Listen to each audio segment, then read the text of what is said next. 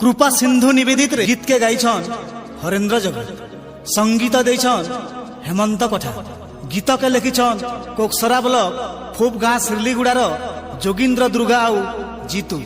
सहयोग करिछन मुना तांडी, विमल तांडी आउ राज तांडी।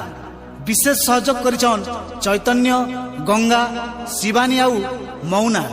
ई गीत के डेडिकेट करिछन करचला कॉलेज पड़ार जीतू भाई तांकर प्रेमिका मुंगना के। स्पेशल थैंक्स रे अछन सगड़िया फैमिली करचला कॉलेज पड़ा। आउ ई गीत के प्रयोजना करिछन हलन भट्टार कृपा सिंधु का। गीतटा रेकर्डिंग हेछे स्टूडियो मेलोडी बरगढ़। जदि आमर संगे कांटेक्ट करबा लागि चाहुछन आमर नंबर हैला 9937 453 867। धन्यवाद।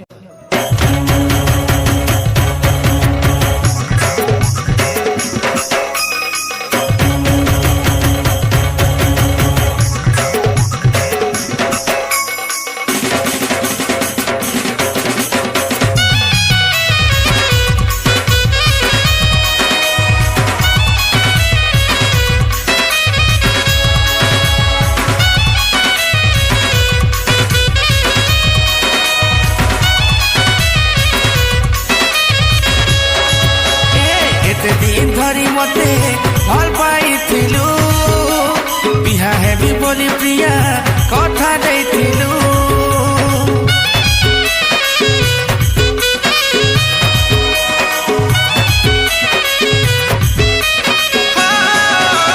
एते दिन धरी मते भल पाइथिलु बिहा हेबी बोली प्रिया रे कथा दैथिलु।